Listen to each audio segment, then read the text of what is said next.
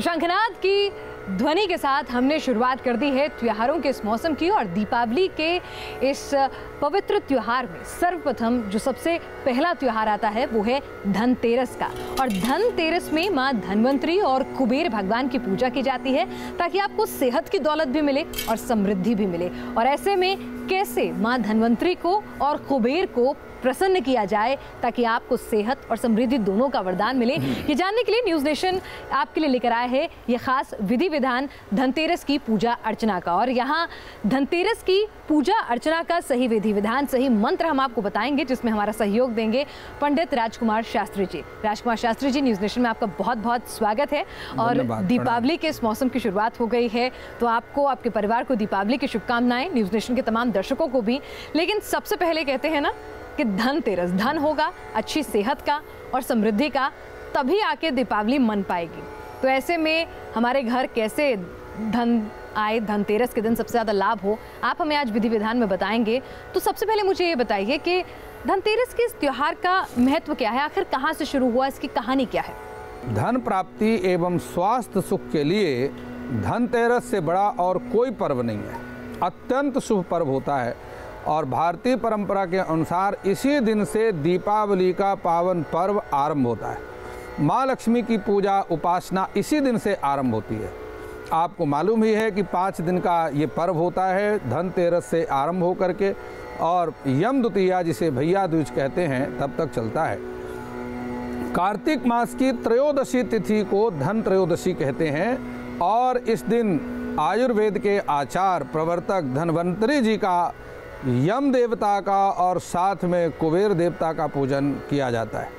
ऐसे शास्त्र का कहना है कि अगर आपकी लक्ष्मी की पूजा से कोई कार्य नहीं बन रहा है या धन की प्राप्ति नहीं हो रही है तो आप कुबेर का पूजन करें। यानी मैं सही समझ रही हूँ? हाँ। कि अगर लक्ष्मी जी नहीं मान रही हैं तो कुबेर को मना लो, धन आ जाएगा। कुबेर का पूजन करें। कारण ये है कि हमारी जो फाइल है, कुबेर कौन है? लक्ष्मी का मैनेजर है। तो हमारी जो फाइल आगे बढ़ती है लक्ष्मी की, धन प्राप्ति की, वो कुबेर के माध्यम से बढ़ती है। कई बार डायरेक्ट बॉस से बात नहीं होती है तो इसीलिए पहले सेक्रेटरी के थ्रू होके जाना है। हाँ? कुबेर ही उस फाइल में सारी सहमति करते हैं, लक्ष्मी माता तो केवल लास्ट में सिग्नेचर करती हैं। और मैं आपको बता दूं कि जिस समय समुद्र का मंथन हुआ और आचार्य धनवंतरी उस समय 14 रत्नों के साथ में सबसे अंत में प्रकट होते हैं, तो धनवंतरी को भगवान विष्णु का अवतार माना जाता है जी।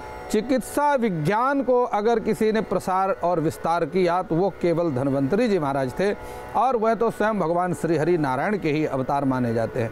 धन त्रयोदशी से जुड़ी हुई राजा बलि की कथा तो सभी लोग जानते हैं। भगवान वामन को किस प्रकार से राजा बलि ने अपना सर्वस्व न्यौछावर कर दिया, यह सभी को विदित है। आचार्य धनवंतरी ने ही आयुर्वेद को 8 भागों में विभक्त किया और उसी से होम्योपैथिक, एलोपैथिक, आयुर्वेद, ये सभी जितने वेद हैं, ये सभी जो आज चिकित्सा विज्ञान के 8 जो प्रकार हैं वो धनवंतरी की देन है।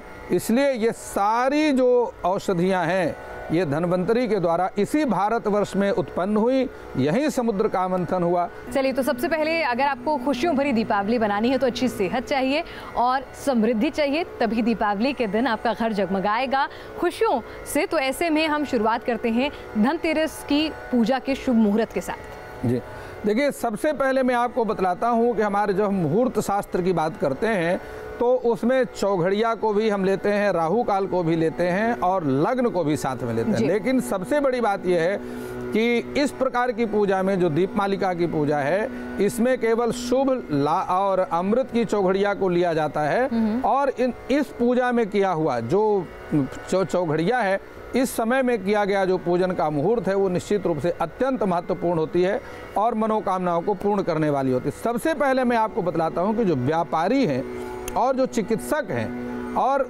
सुरक्षा कर्मियों के लिए ये जो 3 हैं, व्यापारी हैं, चिकित्सक हैं और जो सुरक्षा कर्मी हैं, इनके लिए सबसे अच्छा मुहूर्त है मध्याह्न के 12:23 से और 1:49 तक। इसी प्रकार से जो सुंदरता की वृद्धि चाहते हैं, जिनका धन व्यापार में रुक गया है और वापस नहीं प्राप्त हो रहा है, जिनके शरीर में असाध्य रोग हैं और वो इस प्रकार के जो लोग हैं, इनकी मनोकामनाओं के लिए सबसे अच्छा जो मुहूर्त है वो सायंकाल में 5:50 से लेकर के और 6:22 तक का समय बहुत श्रेष्ठ रहेगा। इसी प्रकार से मैं आगे बात करते हुए बताता हूं कि जो विद्या की प्राप्ति करना चाहते हैं, नौकरी में उन्नति करना चाहते हैं, नौकरी करते हैं उन्नति नहीं हो रही है, और इसके साथ ही जिनके विवाहित जीवन, दाम्पत्य जीवन में किसी प्रकार की समस्या है, उनके लिए यह 2 घंटे का जो समय है, ये पूरा समय जो मैंने पीछे आपको बताया है, ये बहुत महत्वपूर्ण होता है। 2 घंटा 24 मिनट की अवधि, और इसमें लक्ष्मी कुबेर का पूजन करना बेहद शुभ रहेगा।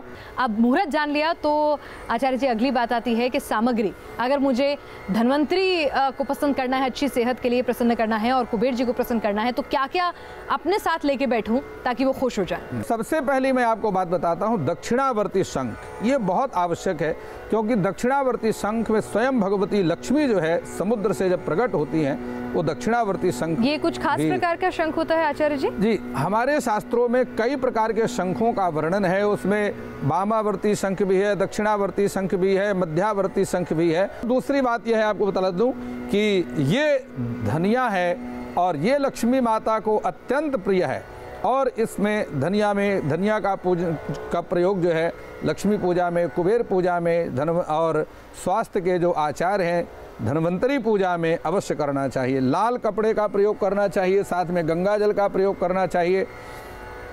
कलश बहुत आवश्यक होता है, संपूर्ण तीर्थों से इसका जुड़ा हुआ है।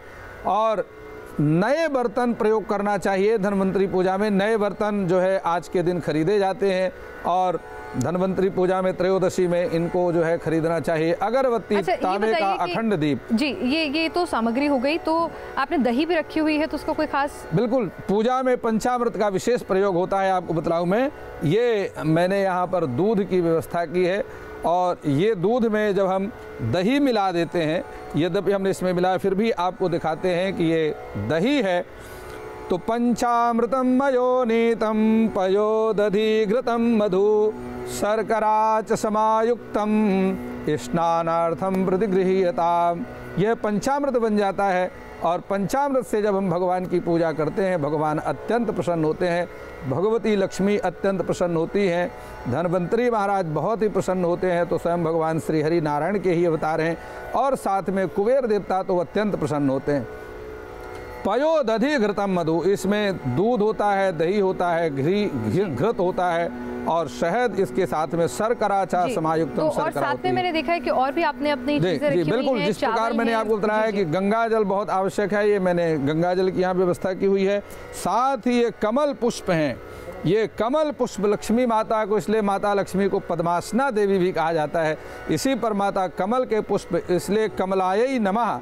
अष्टलक्ष्मी जो हम 16 लक्ष्मी के अनेक नामों का उच्चारण करते हैं, तो उसमें हम कमलायै नमः, कमलवासिन्यै नमः का प्रयोग करते हैं कि हे कमला, जो कमल के समान है, और जो कमल में जिनका निवास होता है। तिल के तेल का दीपक जलाने से घर में स्थिर लक्ष्मी का वास होता है, और पितृ दोष भी समाप्त हो जाता है। तो स्फटिक की माला, बिल्कुल मैं आपको बतलाने ही वाला था, क्योंकि स्फटिक की माला इसी मंत्र में, जो मैं आपको मंत्र दूंगा, उस मंत्र के जाप करने का नियम है कि स्फटिक की माला में कमले कमलालय ऐसा लिखा है कि कमल दाने की माला हो या स्फटिक की माला हो, इससे माता लक्ष्मी अत्यंत प्रसन्न होती हैं। आम के पत्ते कलश में लगाने के लिए, कुमकुम है, अक्षत है, और इसके साथ ये सुपारी, लौंग और इलायची है।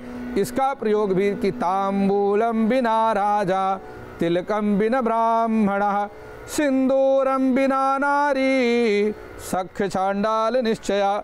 इसलिए पान, सुपारी और लौंग इलायची का प्रयोग किया जाता है पंचामृत के साथ। इन सारी सामग्रियों का प्रयोग करके हम भगवती लक्ष्मी को रिझाने का प्रयास करते हैं। लक्ष्मी के जो मुख्य मैनेजर हैं, जो हमारी फाइल को आगे भेजते हैं, वो कुबेर जी महाराज को प्रसन्न करते हैं। सबसे पहला सुख जो बताया गया है वो है निरोगी काया। तो पहले धन्वंतरी जी को प्रसन्न कर लेते हैं, ताकि सेहत का सुख, सेहत का धन मिले मुझे, उसके बाद ही तो मैं असली धन जो है वो उसका उपयोग कर पाऊंगी।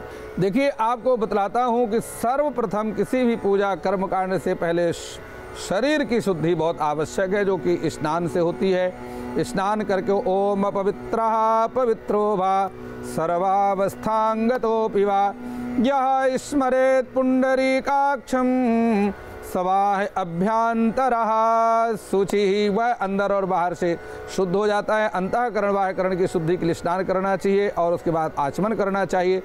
पंचगव्य और गंगा जल को लेकर के पूरे अपने पूजा स्थान पर उसका छिड़काव करें। लकड़ी की चौकी पर लाल वस्त्र बिछा करके चौकी के ऊपर कुबेर और धनवंतरी साथ में लक्ष्मी माता की स्थापना करें।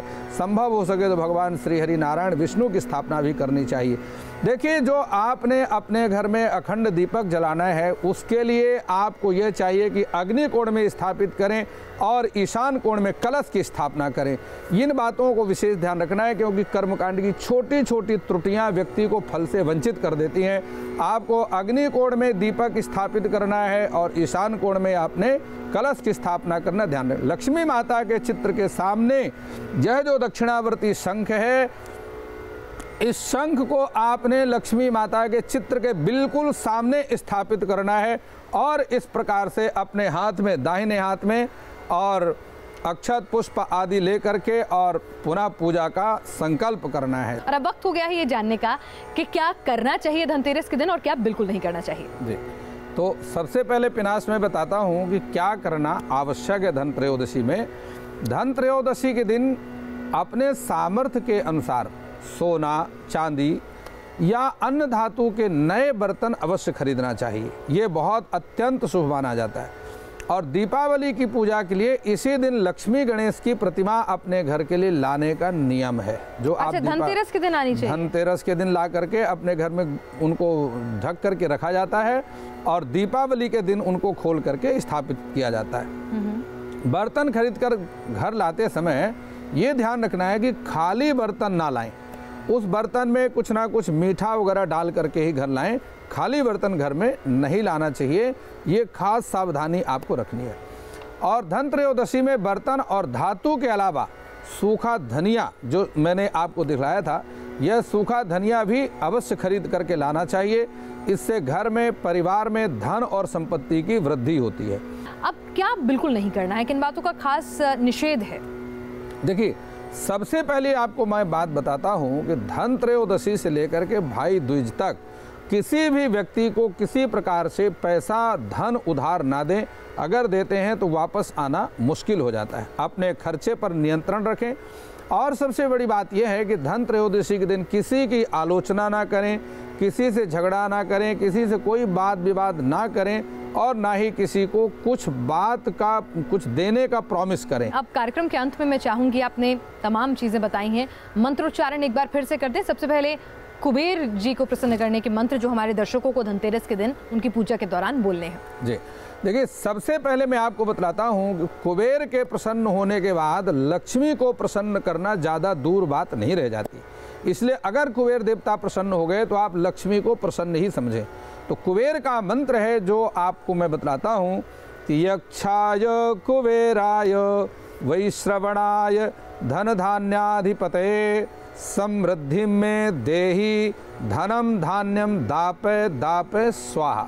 ये कुबेर का मंत्र है और कुबेर की तरफ मुख करके अगर आप इस मंत्र का जाप करते हैं, इससे कुबेर देवता निश्चित प्रसन्न होंगे और आपको माला माल कर देंगे। चलिए, तो माला माल तो हम हो गए, लेकिन उस माल का उपयोग तभी करेंगे जब सेहत अच्छी होगी।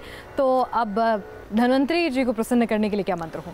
धन्वंतरी महाराज तो स्वयं श्री हरि नारायण भगवान विष्णु के ही अंशावतार माने जाते हैं। धन्वंतरी को प्रसन्न करने का सबसे जो सरल मंत्र है और प्रायः सभी लोग इस मंत्र को जानते हैं, सभी लोग इस मंत्र का जाप भी करते हैं, तथापि चैनल के माध्यम से मैं बतलाना चाहता हूँ, मैं उच्चारण करता हूँ। ये 52 अक्षर का महामृत्युंजय मंत्र है और इस मंत्र का जाप रुद्राक्ष की माला में करना चाहिए।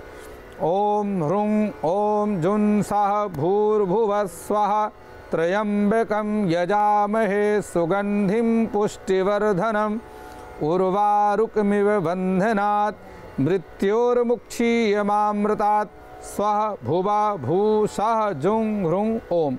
इस मंत्र का जाप उत्तर दिशा की तरफ मुख करके करना चाहिए अथवा शिवालय में बैठ करके भगवान शंकर के सामने करना चाहिए। रुद्राक्ष की माला का प्रयोग करें संभव हो सके तो सायंकाल में इस मंत्र का जाप करें, अद्भुत चमत्कार आपके सामने आएंगे।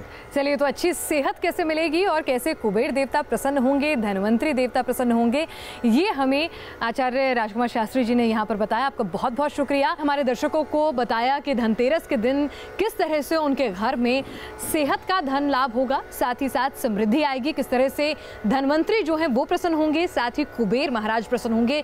पूजा की सामग्री, मुहूर्त, विधि विधान और मंत्रोच्चारण का आपने ज्ञान दिया और हमारी भी यही मनोकामना है कि हमारे दर्शकों की धनतेरस जो है बेहद शुभ हो और उनको सेहत और समृद्धि दोनों मिले। इसी कामना के साथ इस कार्यक्रम में आज के लिए बस इतना ही।